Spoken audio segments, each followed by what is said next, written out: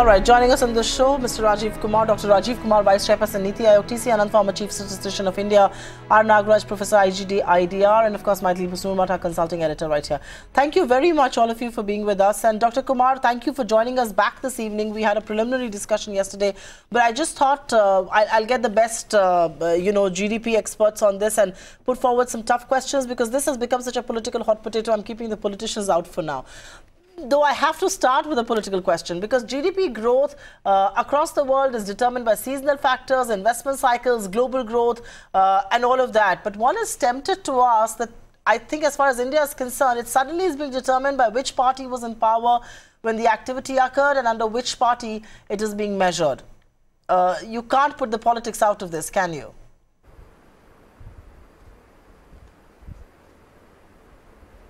We can and we should, and Supriya, you should as well. And I think this is, this is completely wrong to politicize this, this particular release of the back series, because it's a technical thing. It's been done by done by technical experts. The same set of people, the same institution, when they released the data in the past, were lauded, they were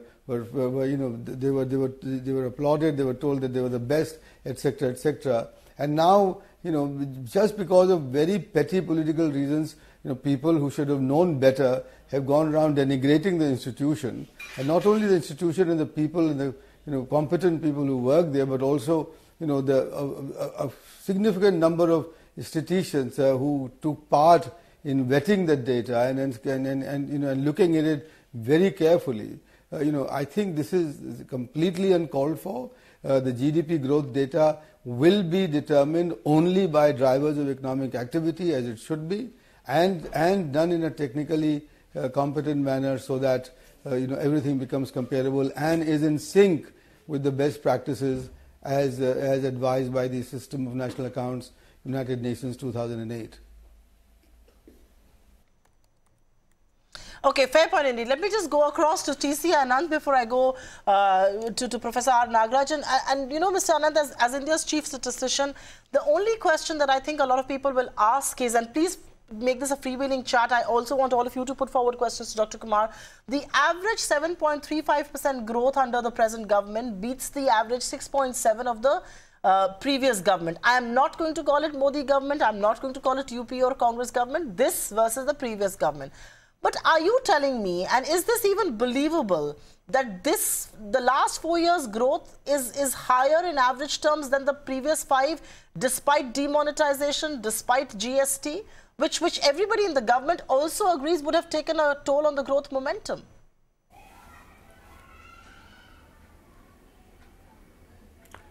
So did the global financial crisis. I think, when you compare averages over longish periods of time, you need to be careful on how do you rate and rank different things which bring down growth, as much as how do things which affect growth in the positive direction. At the time when it occurred, the global financial crisis was seen as the next worst thing to the Great Depression. So I think let's keep a sense of perspective on this. If you notice, the collapse in growth which was shown in the back series post the financial crisis shows the growth rate going down to the lowest in a very long time, and that is something which you need to keep in mind when you think about how do you do averages. Okay, fair point indeed. Let me go across to Professor R. Nagaraj. And Professor Nagaraj, this data, everybody says, whether it's the Niti Aayog and some other experts that we've had, is perhaps going to be more scientific. It's perhaps a little more all-encompassing, and in some sense, there is more reliability to this data. I know you had your reservations when the numbers came out in 2015. Do you continue to hold those reservations today?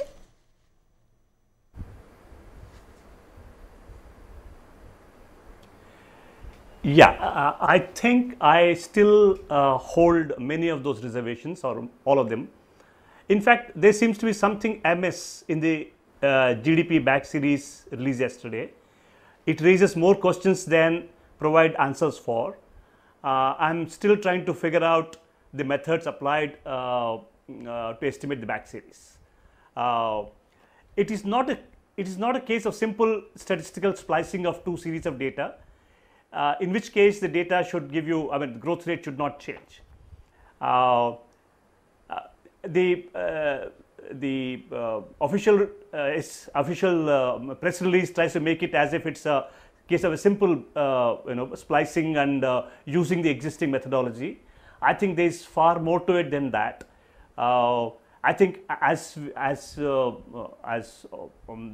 of us who have followed the GDP debate know that from the very first day the new series was released, many of those estimates have been questioned, and therefore I think the new series and the methodologies behind them have been questioned right from the beginning. And if the same methods are applied for the back series, then therefore the similar questions are likely to continue to be asked. Okay, so I think there are serious issues. I think I will talk I'll talk about some of them as we go along. Would you want me to continue now, or would like to? I'm glad. Take another question. I'll come back to you. I'll come back to you with specific questions. No, I'll come back to you with specific questions, but I'm going to get Dr. Rajiv Kumar to keep responding to points that are being raised in the debate, which is exactly why we have him. This is not just another debate where 4 people have joined. He's one of the, one of the key architects of this new series in some sense, and it's only fair that he takes this question. What would your defense be to an allegation that this isn't, a series isn't just statistical splicing? Somebody like Professor Nagaraj isn't very convinced with the methodology that has been used. I have followed Professor Nagaraj's arguments and articles very carefully since 2015 in the EPW, etc. And he knows that I was also initially skeptical of the new series, when they first came out. And I had a very detailed discussion with Professor Anant when he was the Secretary MOSPI on that, and I was then satisfied, and therefore I didn't write about it later on.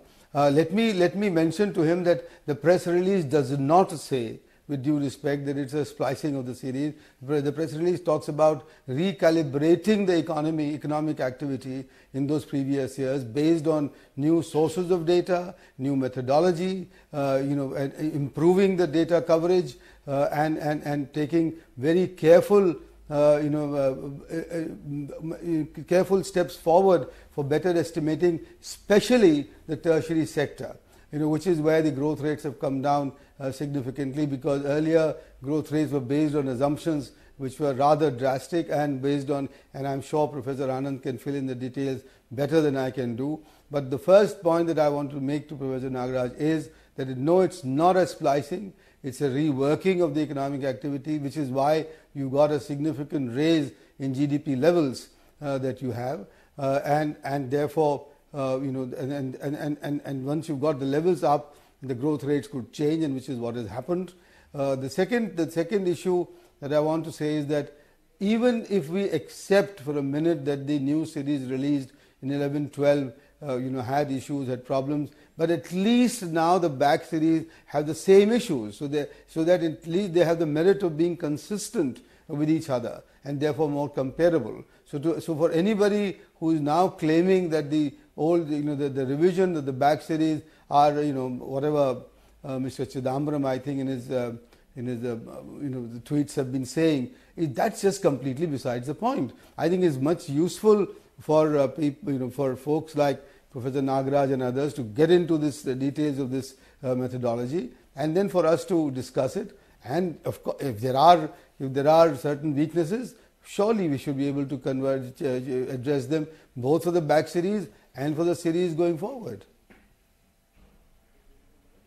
No, fair point indeed. Just hold that thought, because I'm going to get in Maithili Busnurmat also into this discussion, and I'm telling all my panelists here, whether it's Mr. T.C. Anant or Professor Nagaraj and Maithili, whenever you have questions for Dr. Rajiv Kumar in the course of this discussion, please feel free to ask them.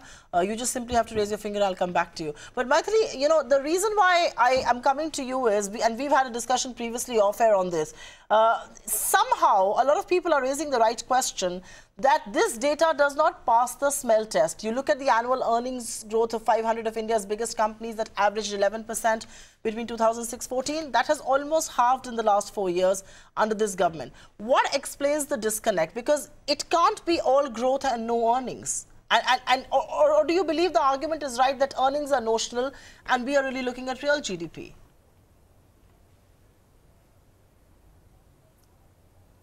Well, no, it's not always like that. But when you look at macroeconomic data, it's very difficult to look at it as like mathematics. It's not that 2 plus 2 is always equal to 4. You will find these inconsistencies. You will find some puzzles that remain, precisely because estimating GDP is a very complex, highly technical, very sophisticated job. And depending on the methodologies that you use, you might get different numbers, which is why you have frequent revisions not only in India, but the US, including the IMF.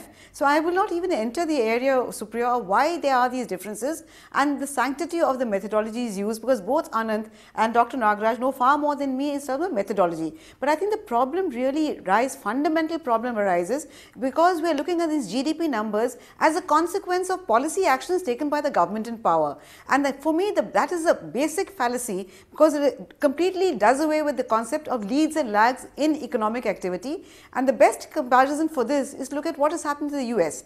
Under President Trump, the US economy is doing astonishingly well, close to 3.5% annual growth, which is a stupendous achievement for the US economy. Does it suggest that Trump's policies are right? Most certainly not. So which is why I think the fundamental fallacy arises, because we are looking at these GDP numbers as a consequence of actions taken by the government in power. And that, I think, once we do away with that and look at these numbers and see what is the hygiene of these numbers, what is the sanctity of the methodology that has been used, and have these numbers been motivated or not. And I think there everybody will agree that the CSO is perhaps one of the most professional and competent organizations. So I think the fundamental fallacy is, as I said, trying to attribute GDP growth to the outcome of policy by the government in action, completely ignoring leads and lags. GST, for example, might have a tremendous beneficial effect, maybe 10 years down the line, 20 years down the line, but can we attribute it to the government in power then? No. So I think that is where we need to correct ourselves. Professor Nagaraj, you want to come in on the point that Maithili is making, that the veracity of these numbers should not be doubted, because CSO is a highly competent organization to do so. They've done this for years, and the good thing about India is nobody so far has ever doubted our data. Given the controversy and given the debate around this, are we exposing ourselves to our data being questioned now? Professor Nagaraj.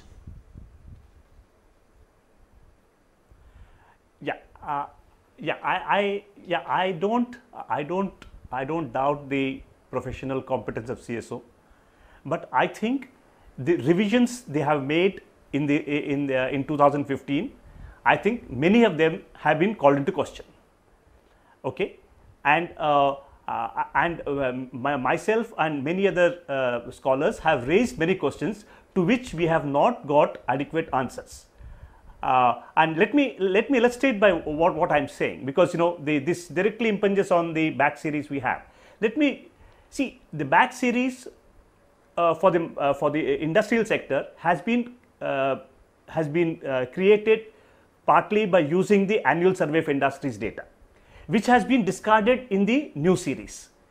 When the new series was introduced, it was clearly stated by CSO and Dr. Anand that the ASI does not capture the output adequately, and therefore we are discarding it. Okay, and instead they have embraced the MCA data, that is the Ministry of Corporate Affairs data. But when it comes to computing back series, they have gone back and used the same ASI data. So therefore we have a very strange situation for the recent years after 2011.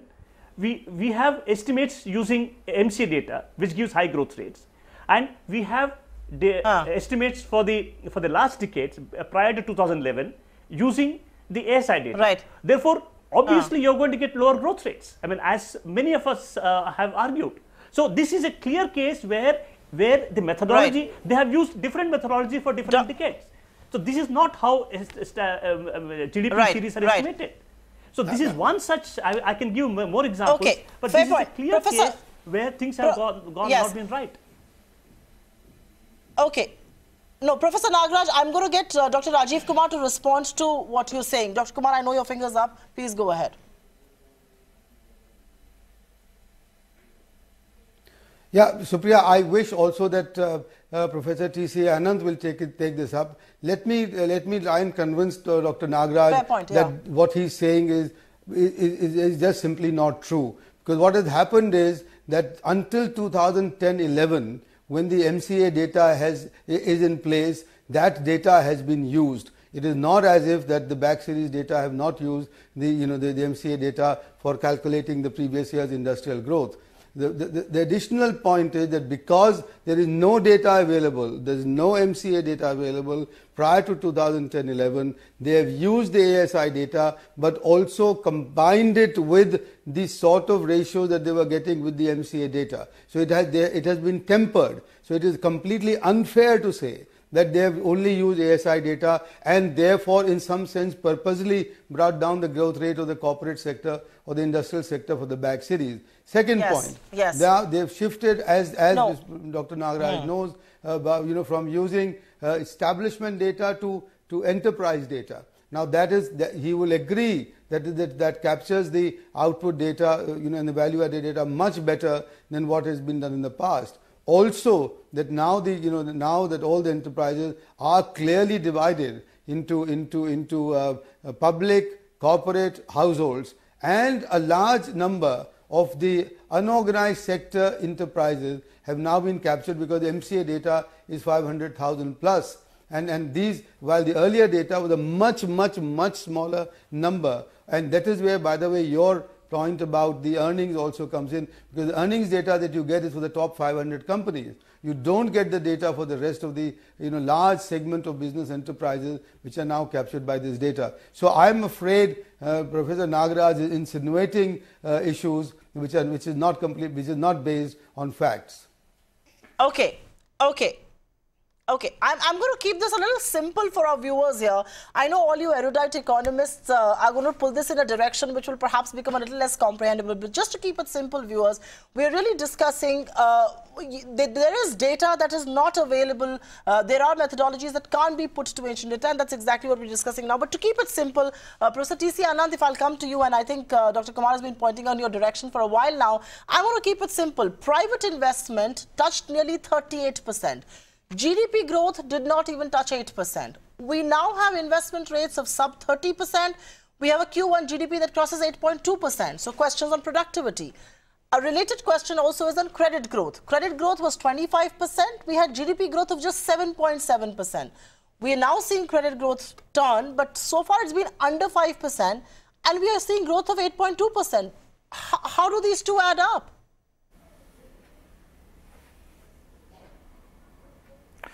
Supriya, I can only refer to something which I caught. My connection was a little mixed up a little, but something which Maithili was referring to. When you look at macro variables, please understand that different variables function in different cycles, and the relationship with them is not always contemporaneous. This is particularly true of the investment cycle and the output cycle in business cycle theory. You will find that investment will lead and lag output growth in a very different manner during different phases of the business cycle. Specifically, in a more mature business cycle, investment is very high and is leading investment output growth. But in early parts of the cycle, very often it is the case that output growth leads investment. Now, why does this happen? Has a lot to do with the way corporates plan investment strategy and how they react to and how they make future investment and how it is based on demand and output and so on. But this is a well-known phenomenon about business cycle theory. Now, if you were to do casual contemporaneous correlations, you will get these types of perverse outcomes which I was just talking about. And it is precisely for this reason that interpreting these numbers in a simplistic manner leads to absurd conclusions. I do want to make something which I was wanting to make when Professor Nagaraj had made his point. Computing the back series is not a matter of simple splicing. It is, in fact, if it was simple splicing, we could have done it immediately after the new series was computed.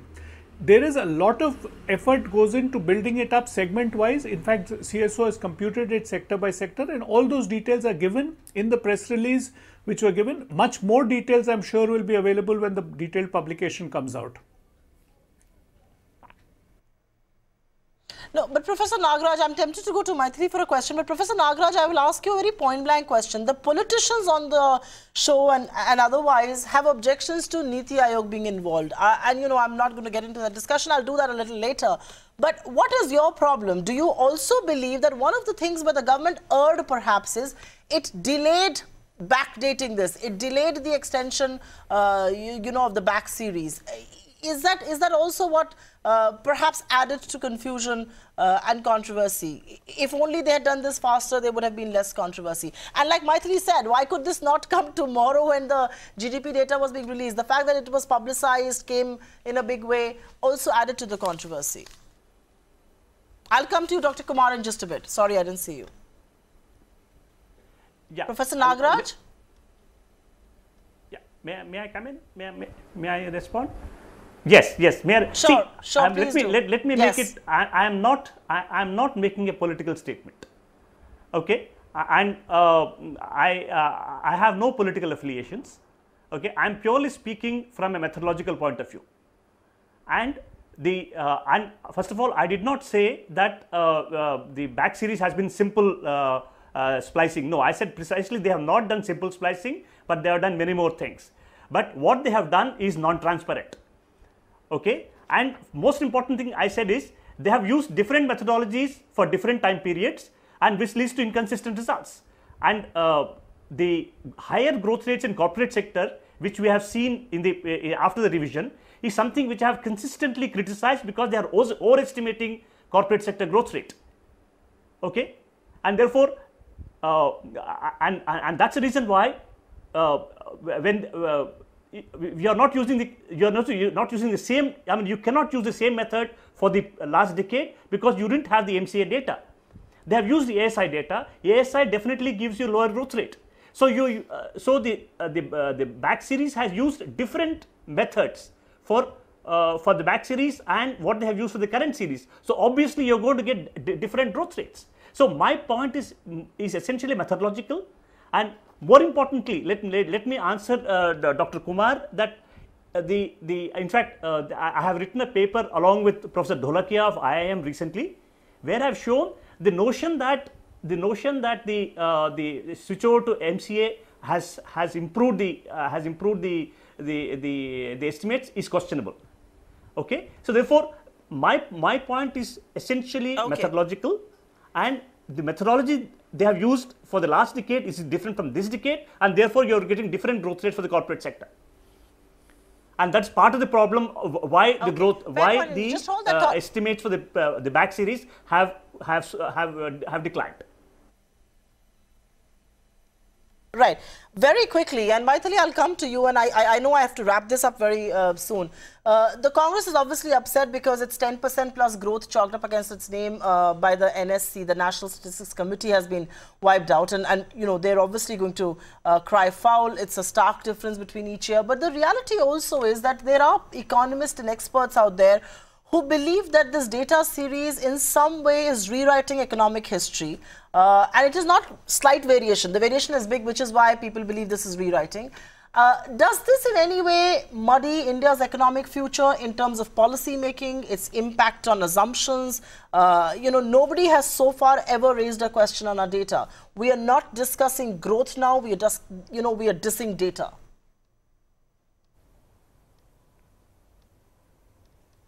Well, no, Supriya, I don't think any serious economist seriously believes that GDP number is an output of government policy. It is a combination of so many factors, and especially in a globalized world, it is a function of also how the global economy is behaving. So I do not think that any serious economist would think that the policy lessons to be drawn from this are X, Y, Z. Because as I said, GDP is an output of a number of factors, and GDP estimation is always more an art than a science. I agree with Dr. Nagarajan that different methodologies methodologies were used, but the fact is that if you don't have MCA data, what do? You have to make approximations, assumptions, and that is how all of economics is, and that is how all macroeconomic variables are measured. As long as it is not motivated, as long as there is no reason to suspect the veracity and the methodology, that the methodology was used in order to arrive at a particular result, I would go with what the CSO has estimated.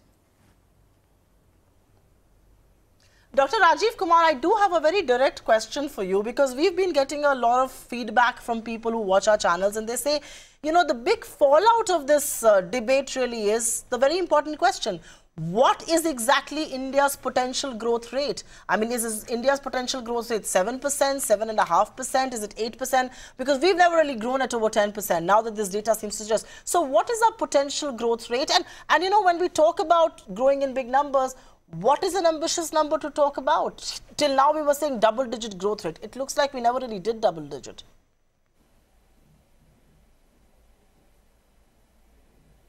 Supriya, I'll answer your question, but I must counter my friend Nagaraj's point. If you rewind this tape, you will find that he did say that the back series was just a simple splicing, which is why both Anant and I said what we said.